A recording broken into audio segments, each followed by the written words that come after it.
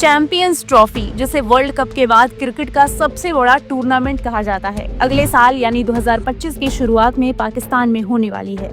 लेकिन भारत ने पाकिस्तान में जाकर खेलने से इनकार कर दिया है, जो कि इस आयोजन के लिए निर्णायक फैसला हो सकता है, क्योंकि इन 8 चैंपियंस ट्रॉफी खेलने वाले देशों में भारत ने ये खिताब 2 बार जीता है और भारत की गवर्निंग बॉडी यानी कि बीसीसीआई दुनिया का सबसे अमीर बोर्ड है और इसका शामिल ना होना पूरे इवेंट पे असर डालेगा। और यहाँ तक कि हाल ही में भारत की दिव्यांग टीम ने भी पाकिस्तान जाने से इनकार कर दिया और इसी वजह से भारत ने हाइब्रिड मॉडल की मांग की है, जिसमें भारत अपने मैच पाकिस्तान में ना खेलते हुए न्यूट्रल लोकेशन पर खेले, जैसे कि यूएई। इस पूरे मामले के पीछे सिर्फ सुरक्षा का सवाल नहीं है, बल्कि बड़ा आर्थिक और राजनीतिक गणित भी है।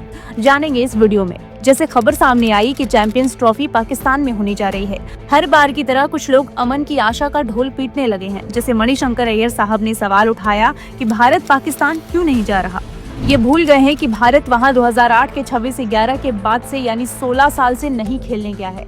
लेकिन उन लोगों ने इस बात को नजरअंदाज कर दिया कि पाकिस्तान ने इस इवेंट को पूरी तरह से राजनीतिक रंग देने की कोशिश की। प्लान बनाया गया कि चैंपियंस ट्रॉफी का ट्रॉफी टूर पीओके यानी कि पाकिस्तान अधिकृत कश्मीर में करवाया जाए, लेकिन भारत ने इस पर कड़ा विरोध दर्ज किया। बीसीसीआई के दबाव के बाद आईसीसी ने इस प्लान को रद्द कर दिया, क्योंकि दुनिया में सबसे बड़ा क्रिकेट दर्शक वर्ग भारत का है। और बात सिर्फ इतनी ही नहीं थी, पाकिस्तान में सुरक्षा का क्या हाल है ये तो पूरी दुनिया जानती है। 26/11 के मास्टरमाइंड रहमान लखवी, जिसे 2021 में टेरर फाइनेंसिंग केस में 5 साल की सजा हुई थी, लेकिन हाल ही में लाहौर में आराम से घूमता पाया गया है।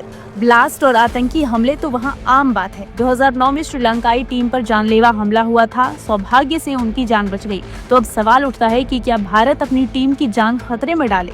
तो ऐसे में 2 संभावनाएं सामने आती है। पहला, अगर भारत इस टूर्नामेंट से बाहर रहता है तो शायद ये टूर्नामेंट स्थगित हो सकता है या रद्द भी। हाइब्रिड मॉडल को अगर आईसीसी ने स्वीकार किया तो पीसीबी ने इस इवेंट को बायकॉट करने की धमकी भी दी है। लेकिन इस नादानी से पीसीबी को करीब $65 मिलियन यानी कि लगभग 540 करोड़ रुपए के होस्टिंग रेवेन्यू का नुकसान होगा। और तो और पीसीबी के ऊपर आईसीसी से सैंक्शंस भी आ सकते हैं, ऐसी गुस्ताखी पर, और साथ ही फंडिंग में भी कटौती हो सकती है। ये पैसा पीसीबी के लिए बेहद अहम है, क्योंकि उन्होंने इस टूर्नामेंट के लिए इंफ्रास्ट्रक्चर में भारी निवेश किया है।